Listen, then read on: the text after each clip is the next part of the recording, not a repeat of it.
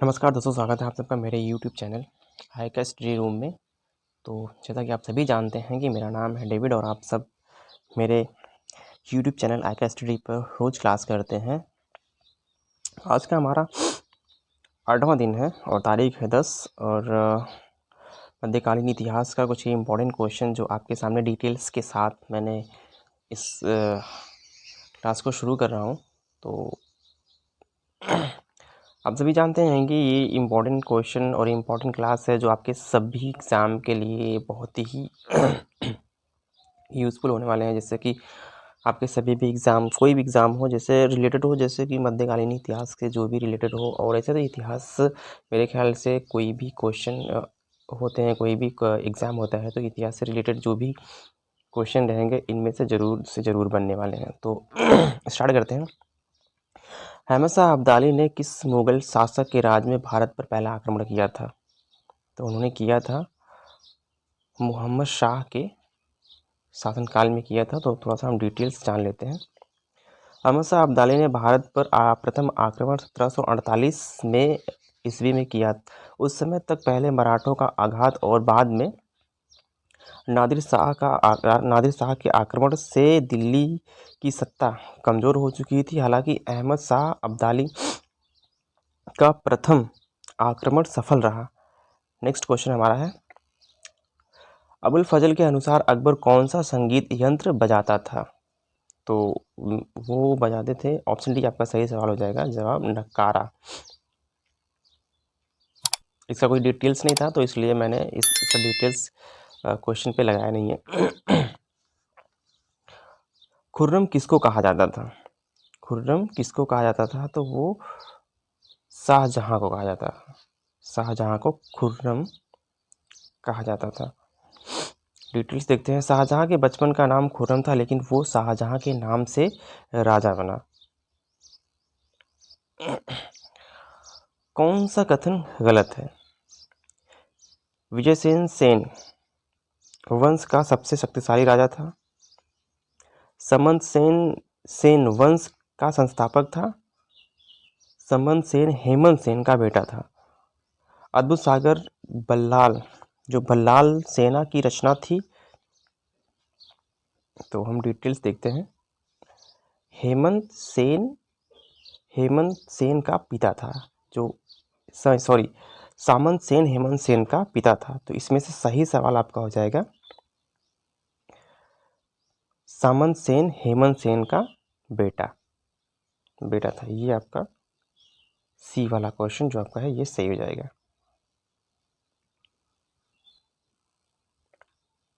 पुर्तगालियों ने पहली कोठी कहाँ खोली?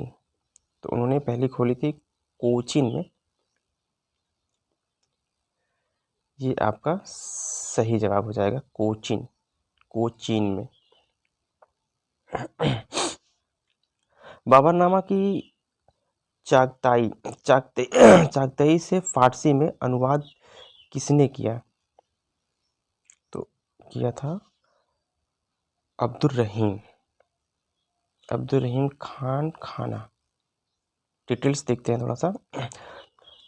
बाबर ने चागताई भाषा में अपनी आत्मकथा तुजूग ए बाबरी लिखी, जिसके फारसी में अनुवाद अब्दुर्रहीम खान खाना ने किया। खान खाना अकबर के नौरत्नों में से थे और बैरम खान के पुत्र थे। वो बैरम खान के पुत्र थे। तो ये आपका ऑप्शन कौन सा सही हो जाएगा? अब्दुर्रहीम ऑप्शन ए आपका सही जवाब हो जाएगा। मान्यखेत किस वंश की राजधानी थी? मान्यखेत किस वंश की राजधानी थी? वो राष्ट्रकूट की। कुछ डिटेल्स देखते हैं। मान्यखेत राष्ट्रकूट की राजधानी थी। आज इस शहर को मालखेड़ कहा जाता है। इस शहर को मालखेड़ कहा जाता है। अंग्रेजों के समय प्रयोग की जाने वाली रयातवाड़ी व्यवस्था किसके द्वारा शुरू की गई थी? तो वो शुरू की गई थी शेरशाह सूरी द्वारा शुरू की गई थी। रयातवाड़ी व्यवस्था वास्तव में शेरशाह सूरी ने शुरू की थी। शेर शाह सूरी 1540 से लेकर 1545 तक सूरी वंश का राजा था। तो ये क्वेश्चन थोड़ा सा बड़ा हो जाएगा, मैं सॉरी, ये जो वीडियो की लेंथ है, जो वीडियो की ड्यूरेशन है, थोड़ी सी लंबी हो सकती है, क्योंकि क्वेश्चन के साथ मैंने कुछ डिटेल्स भी ऐड कर रखा है इसमें, तो जिस वजह से आपको क्वेश्चन के साथ आंसर में कोई प्रॉब्लम ना हो और बाद में कोई दिक्कत ना हो कि ये इसके साथ साथ मैं आपको सारी चीज़ें बताता जा रहा हूँ। रुकैया बेगम किस मुग़ल शासक की पत्नी थी? तो रुकैया बेगम किस मुग़ल शासक की पत्नी थी? तो वो थी अकबर की। रुकैया बेगम मुग़ल शासक अकबर की पहली पत्नी थी, जो 1557 से 1605 तक अकबर की पत्नी रही। रुकैया बेगम के पिता हसन मिर्ज़ा अकबर के चाचा और हुमायूं के सबसे छोटे भाई थे। हुमायूं के सबसे छोटे भाई थे। तो यहाँ तक तो आपको समझ में आ ही गया। प्रारंभिक मध्ययुगीन समाज के दौरान हार के बाद मजबूर होने वाला सरदार को क्या कहा जाता था? ऊपर के सभी, जैसे कि ऊपर के राउत, रणक, सामंत, ये सारी चीज़ें कहा जाता था। थोड़ा डिटेल्स देखते हैं। सरदारों को अक्सर युद्ध में हार के बाद आत्मसमर्पण करने के लिए मजबूर किया जाता था और इन्हें श्रद्धांजलि देकर विजेता की सर्वोच्चता को स्वीकार करने के लिए मजबूर किया जाता था। कहा जाता है कि प्रमुख सामंत रणक या राउत के रूप में जाने जाते थे, जिन्हें वार्षिक श्रद्धांजलि और अनिवार्य सैन्य सहायता के अलावा विजयी स्वामी को व्यक्तिगत रूप से श्रद्धांजलि भी देनी पड़ती थी। हालांकि जैसे कि मुखिया अधिपति से स्वतंत्र हुए उसने ऐसी उपाधियों को अस्वीकार कर दिया और इसके बजाय महाराजाधिराज और महाराजा जैसे अन्य उपाधियों को अपना लिया। नेक्स्ट क्वेश्चन हमारा है, किस चंदेल शासक के शासनकाल में महमूद गजनी ने 1018 में कन्नौज और 1019 ईस्वी में कालिंजर पर आक्रमण किया था? तो वे विद्याधर जो थे, एक विद्याधर थे। इनके ही शासनकाल में जो है महमूद गजनबी ने 1018 में कन्नौज और 1019 ईस्वी में कालिंजीर पर आक्रमण किया था। तो इन्हीं के शासनकाल में, विद्याधर के शासनकाल में किया था। डिटेल्स देख लेते हैं। चंदेल वंश के महान शासक विद्याधर के शासनकाल के दौरान महमूद गजनी ने 1018 ईस्वी कन्नौज और 1019 ईस्वी में कालिंजर और फिर 1022 ईस्वी में आक्रमण किया। हालांकि वह किले पर कब्जा करने में सक्षम नहीं था और उसे मैत्रीपूर्ण शर्तों के साथ सेनानिवृत्त होना पड़ा। कन्नौज पर हमले के दौरान इसके शासन राज्यपाल शहर से भाग गए थे और बाद में विद्याधर द्वारा मारे गए थे। नेक्स्ट क्वेश्चन है 12वां क्वेश्चन, अरबों के अधीन प्रशासनिक व्यवस्था के संबंध में निम्नलिखित में से कौन सा कथन सही है? मोहम्मद बिन कासिम ने सिंध और मुल्तान को कई इक्ता यानी कि जिलों में विभाजित किया। इक्ता के नेतृत्व अरब सैन्य अधिकारी करते थे। जिलों के उपमंडलों का प्रशासन स्थायी हिंदू अधिकारी द्वारा किया जाता था। नीचे दिए गए विकल्प को चयन करें, मतलब नीचे दिए गए विकल्प को चयन करते हैं। तो ये ऑप्शन डी आपका जो है, ये 1 और 2 और 3।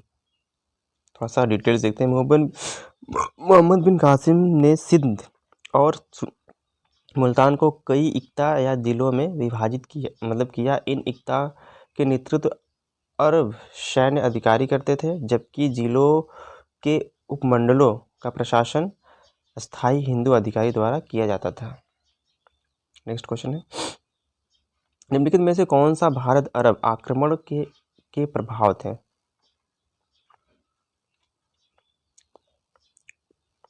इनमें से देखते हैं, इनमें भारत में इस्लाम के लिए रास्ता बनाया। अरबों ने भारत से प्रशासन, खगोल विज्ञान, संगीत, चित्रकला, चिकित्सा और वास्तुकला की कला सीखी। अरबों ने यूरोप में खगोल विज्ञान, भारतीय दर्शन शास्त्र और अंकों का प्रसार किया। नीचे दिए गए कोड को देख करके, मतलब नीचे दिए कोड को सही विकल्प में चयन करें। तो ऑप्शन डी आपका जो है ये सही जवाब हो जाएगा। 1, 2 और 3। निम्नलिखित में से किस राजा के साथ गुरिद साम्राज्य के सुल्तान मोहम्मद गौरी ने शासन किया था? गियात-उद्दीन के साथ मिलकर इन्होंने शासन किया था। मोहम्मद गौरी जो गुरीद साम्राज्य के सुल्तान थे, को भारत में इस्लामी साम्राज्य का वास्तविक संस्थापक माना जाता था। नेक्स्ट क्वेश्चन, माना जाता था उन्होंने 1117-1202 ईस्वी तक अपने भाई गियात उद्दीन के साथ घुरीद साम्राज्य पर शासन किया था। निम्नलिखित में से किस काल में मोहम्मद गौरी ने पंजाब और लाहौर पर विजय प्राप्त किया था? तो उन्होंने किया था 1179-1186 ईस्वी में। कायदरा की लड़ाई में, अब डिटेल सीखते हैं। कायदरा की लड़ाई में हार का सामना करने के बाद मोहम्मद गौरी ने पंजाब में एक अस्थायी आधार के महत्व को महसूस किया। इस प्रकार उन्होंने पंजाब के गजवानी सल्तनत के खिलाफ एक अभियान शुरू किया और 1179-1186 के दौरान पंजाब और लाहौर पर विजय प्राप्त की। निम्नलिखित में से किसने घोषित किया कि खुद को अफगान साथियों में से एक मानता है, ना कि राजा? वो थे बहलोल लोदी। अफगान ईसाई के एक समान व्यवहार चाहते थे और एक पूर्ण सम्राट के अधीन काम करने के बजाय भागीदारी बनना चाहते थे। उन्होंने शांत करने के लिए बहलोल लोदी ने सार्वजनिक रूप से घोषणा की कि वह खुद को अफगान साथियों में से एक मानते हैं, ना कि राजा। निम्नलिखित में से किसने लोदी वंश की नींव रखी? तो उन्होंने लोदी वंश की नींव बहलोल लोदी ने लिख रखी थी। एक डिटेल्स थोड़ा देख लेते हैं। बहलोल लोदी 1451 से लेकर 1488 ईस्वी में कुछ ईसाइयों की मदद से सेना की कमान संभाली और सुल्तान बने और भारतीय उपमहाद्वीप में लोदी वंश की नींव रखी। वह पहले अफगान सुल्तान थे। ये जो डिटेल्स है आपको बहुत ही बारीकी से पढ़ना होगा। ये बहुत ही इम्पोर्टेंट डिटेल है जो बिल्कुल जो एग्ज़ाम में पूछे जाएंगे तो आप इसी में हिल सकते हैं, क्योंकि आपको जो डिटेल्स जब आपको पता रहेगा तो आप बिल्कुल सही से उत्तर का जवाब दे सकते हैं, किसी भी प्रश्न का उत्तर दे सकते हैं। दिल्ली सल्तनत के काल की कौन सी इमारत सच्चे मेहराब का पहला उदाहरण है? तो ये है बलबन का मेहराब। चलिए डिटेल्स देखो। सच्चे मेहराब का पहला उदाहरण बलबन का मकबरा है और यह महरौली पुरातत्व पार्क में स्थित है।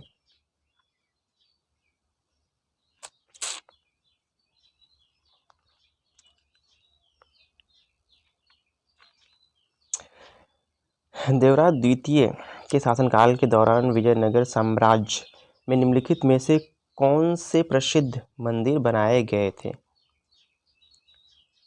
तो वो थे हजूरा मंदिर। थोड़ा डिटेल्स देखते हैं।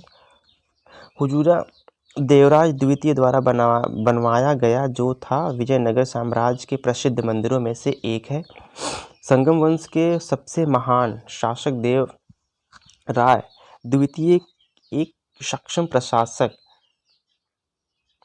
एक महत्वाकांक्षी योद्धा और विद्वान थे। ये देखो बहुत ही इंपॉर्टेंट है, अगर पूछ लिया कि सबसे विद्वान और महत्वाकांक्षी योद्धा इनमें से कौन से थे, तो आपको मतलब कुछ ऑप्शन दिए जाएंगे, तो आपका सीधा सा आंसर आपका मतलब देवराज द्वितीय, आप देवराज लगा सकते हैं, जो ऑप्शन आपका सही हो जाएगा। निम्नलिखित में से किस राजा के साथ घुरीद साम्राज्य के सुल्तान मोहम्मद गौरी ने शासन किया था? किसके साथ किया था? तो अभी तो मैंने आपको बताया है, गियात उद्दीन के साथ एक क्वेश्चन बना था अभी, उससे ऊपर वाले क्वेश्चन में बना था, तो इनके साथ हुआ था। तो एक बार फिर से आप डिटेल देख लेते हैं। मोहम्मद गौरी जो घुरीद साम्राज्य के सुल्तान थे, को भारत को इस्लामी मतलब साम्राज्य का वास्तविक संस्थापक माना जाता था। इन्होंने 1173 से लेकर के 1202 ईस्वी तक अपने भाई गियात उद्दीन के साथ शासन किया था। तो नेक्स्ट क्वेश्चन है, क्योंकि वो उनके नेक्स्ट क्वेश्चन है, कुतुबुद्दीन ऐबक निम्नलिखित में से किसका दास था? तो वो मोहम्मद गौरी का था। किसका था? मोहम्मद गौरी का दास था कुतुबुद्दीन ऐबक। अब थोड़ा सा डिटेल देखते हैं। मोहम्मद गौरी का अपना कोई पुत्र नहीं था। वह अपने करीब दासों से बहुत प्यार करता था। जो मोहम्मद गौरी थे, उनका कोई अपना बेटा नहीं था, तो वह मतलब अपने करीब दासों से बहुत प्यार करते थे। वह उन्हें अपने पुत्रों के समान मानता था, और कुतुबुद्दीन ऐबक उसके सबसे प्रिय दासों में से एक था, तो इसलिए उनको मतलब मानता था। जिले इलाही की उपाधि धारण करने वाला मतलब उपाधि का मतलब जो धारण करने वाला पहला दिल्ली सुल्तान कौन था? तो वो था बलबन। देख लेते हैं। बलबन के अनुसार, जिन्होंने 1266 ईस्वी से लेकर के 1286 ईस्वी तक शासन किया था, सुल्तान पृथ्वी पर ईश्वर की छाया था, जिसे जिला इलाही भी कहा जाता था।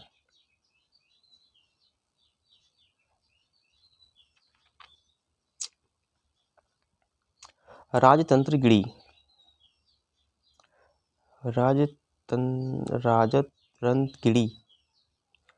का फारसी भाषा अनुवाद किसने किया? राजतरंगिणी का फारसी भाषा अनुवाद किसने किया? जोन राजा। यहाँ थोड़ी सी बात कर लेते हैं डिटेल्स की। सुल्तान सिकंदर ने सांस्कृतिक कार्यों का फारस में और कश्मीर में इसके विपरीत अनुवाद करने के लिए एक विभाग की स्थापना की। महाभारत और कल्हड़ की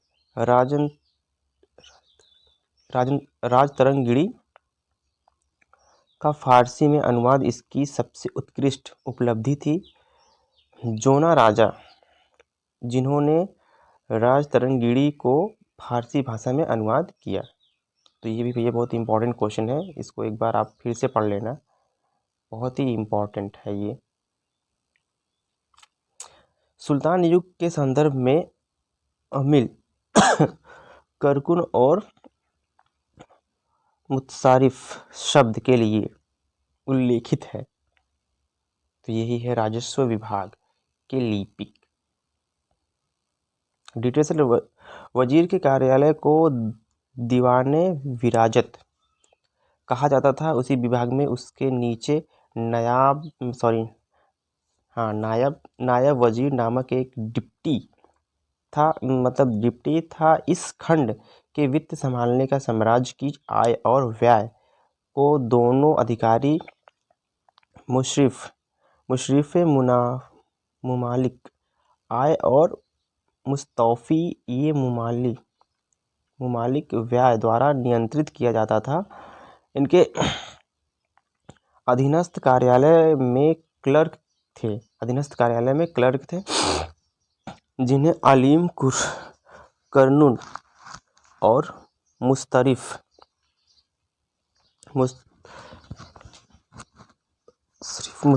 कहा जाता था। निम्नलिखित में से किसने तुर्काने चहलगाली का चालीसा का आयोजन किया था? तो यहाँ से था इल्तुतमिश ने तुर्काए चहलगानी का आयोजन किया था। चालीसा शक्तिशाली सैन्य नेताओं 40 के शासक अभिजात वर्ग का एक नया वर्ग था। ये तुर्की के ईसाई थे जो सल्तनत के प्रशासन में सलाह और मदद करते थे।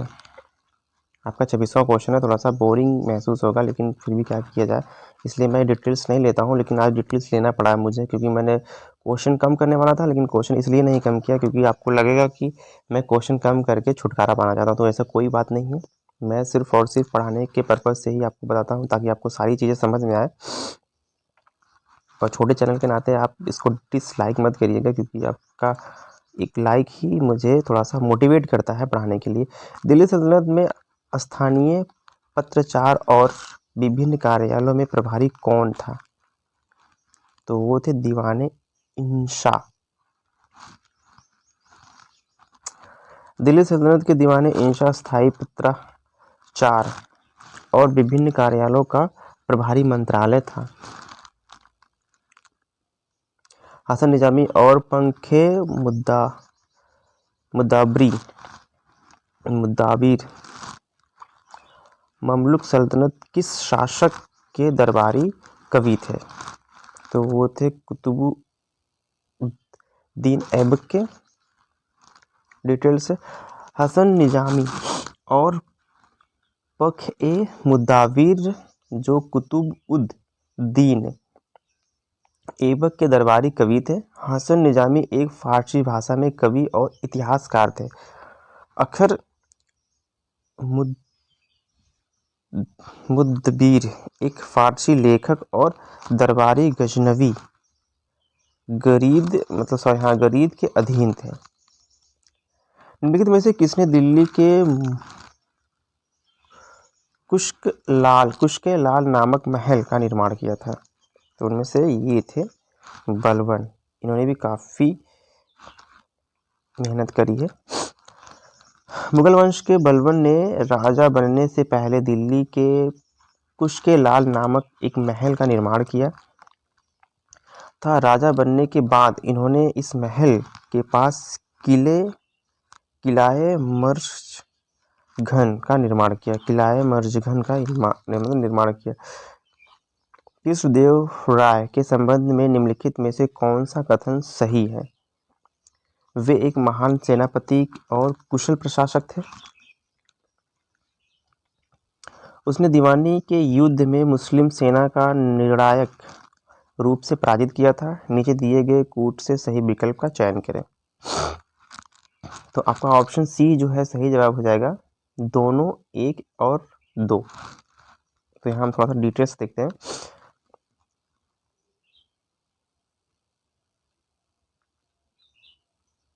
सॉरी, थोड़ा सा हैंग फ़ोन कर रहा था, सो मेरा सिस्टम थोड़ा सा सही नहीं है। हम थोड़ा सा पीछे जाते हैं।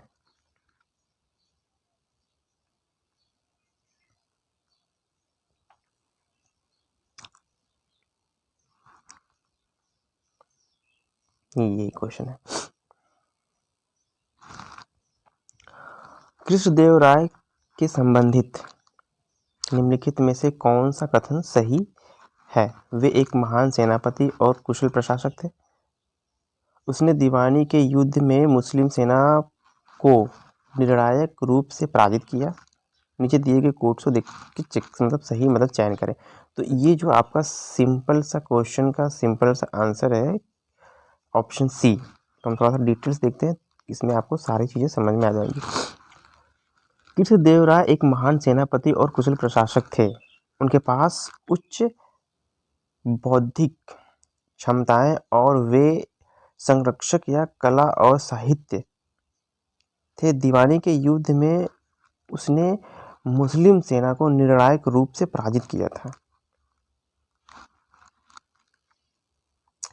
कृष्ण पंथ के अनुयायियों ने निम्नलिखित में से किसके तहत राधा पल्लवी संप्रदाय की स्थापना की?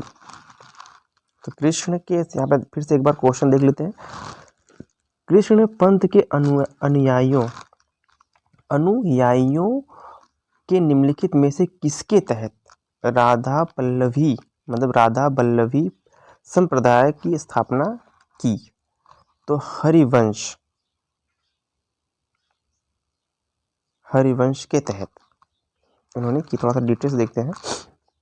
1585 ईस्वी में कृष्ण पंथ के अनुयायियों ने राधा बल्लवी की स्थापना की। इस संप्रदाय की स्थापना हरिवंश के अधीन हुई थी।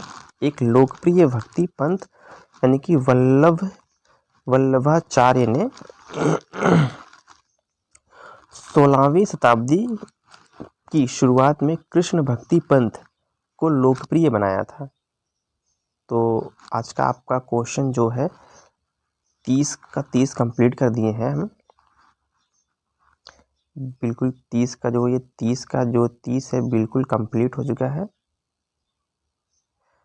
तो मेरे ख्याल से आपको अब थोड़ा सा सब्सक्राइब कर लेना चाहिए। कृपया करके आप सब्सक्राइब और बेल आइकन को प्रेस जरूर करें, क्योंकि आपका एक लाइक ही हमें मतलब आपकी एक लाइक हमें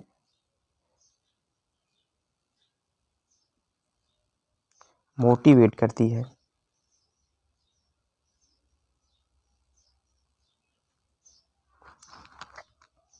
तो नमस्कार आप सबको, फिर से हम कल एक क्लास में मिलेंगे आज इसी मध्यकालीन के इतिहास में। तब तक के लिए दीजिए इजाज़त। नमस्कार।